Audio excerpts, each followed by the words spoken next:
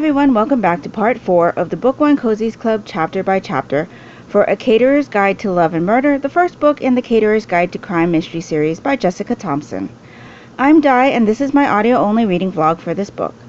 Today, I will be reading chapters 10 through 12 and sharing my thoughts with you along the way. Due to the nature of this reading vlog, there will be spoilers, so if you haven't read these chapters yet, I suggest that you not listen to this recording until you have. If you would prefer to hear my general thoughts on this book in its entirety, keep an eye out for my Book One Cozies Club Series First Impressions video, which will be posted sometime after the reading vlogs for this book have commenced. So how is everybody doing this evening? I am doing okay. It is another hot evening, so I do have the fan on again. I don't know why everybody keeps saying the cooler temperatures are coming. They're experiencing cooler temperatures.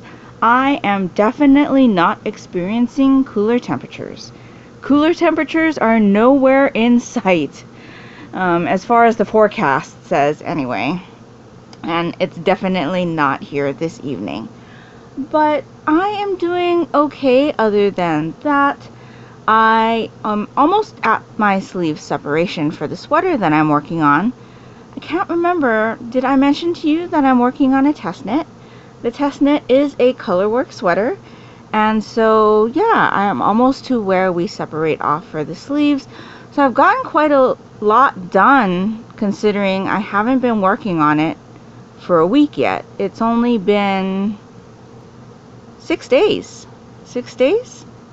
Yeah, I think it's only been 6 days. That's quite a feat for me, but I am making slow and steady progress, and I'm pretty happy with how it's looking so far. I unfortunately am not going to be able to share that, I don't think, for a bit. I don't believe the pattern is going to come out until February, and I don't have permission yet to share what I've done on my social media. So yeah, I'm kind of doing a secret project, which is interesting, because I want to, share what this sweater looks like, because I think a lot of people are going to want to make it as well. But anyway, that's pretty much all I've been doing besides playing my video game, which is Gems of War. I do play that pretty much daily. It's kind of like my stress relief, and this month I am trying to balance out all of my hobbies, so be that reading and knitting and playing video games. I'm trying to set aside time for each of those things every day, and so far it's been working well, even though we're pretty early into the month. And yeah, I do find that every once in a while I get very much into one of my hobbies and then the other hobbies suffer, so I'm trying to find that balance between my hobbies so that one doesn't completely take over my life and then I get burnt out and then move on to another. I want to try to give a little bit of time to each of my hobbies, and so far that's been working well for me this month. Even though it's only been a little bit since I started trying to do that, but I have stuck to giving a little bit to each every day, and it's working out well. And so that's pretty much all I've got as far as chit chat for this evening. I am looking forward to getting back to the story and seeing if Violet is going to show us her investigative style. I'm really wanting to find out more information about, possible suspects, but I'm also looking forward to seeing how she investigates, how she grows her skills as an amateur sleuth, and then of course the recipes, because you all know that I've been really enjoying seeing all of the recipes, and so I'm looking forward to that again this evening. So I'm going to go ahead and dive into chapter 10 right now, and I will be back with you in a bit.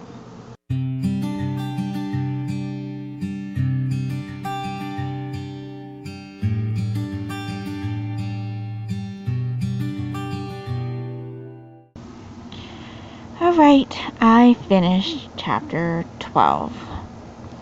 I feel like these chapters tonight were very obvious, I guess. Like, we kept jumping from suspect to suspect, and I didn't feel like any of them were viable. Like, I felt like they were too obvious. I also still feel like Violet jumps to conclusions so quickly. Like when she was talking to Laurel, she immediately, in succession, thought things and concluded things. And I just don't follow, like, the logic. Like,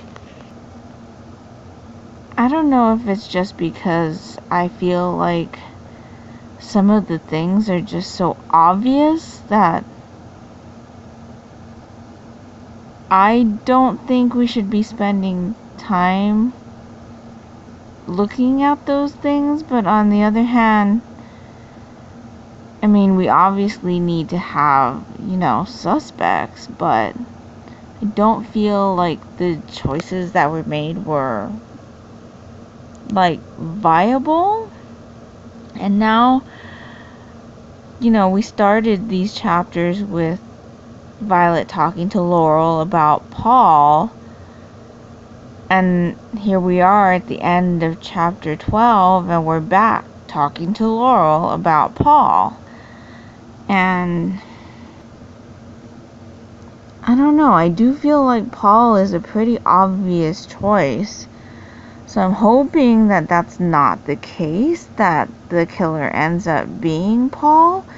The tone of voice from the killer in the sections that we had before the chapters didn't seem like it was, just based on how we've seen conversation from him, or at least the tone sounds different in my head. That being said, we haven't had any of those little snippets from the beginning, so that's kind of throwing me off a little bit. Like, we were getting little pre-chapter thoughts from the killer earlier on in the book, and I'm wondering if we're just not getting them now because the killer hasn't been around. Like, all of those sections where the killer was making comments before the chapter was when they were at the venue for the pre-wedding get-together. So I do kind of feel that that's the reason why we're not getting little snippets from the killer, just because that person is not around Violet,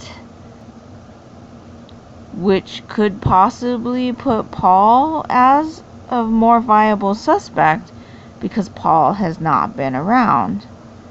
But on the same token, like I was saying, I think Paul is such an obvious choice.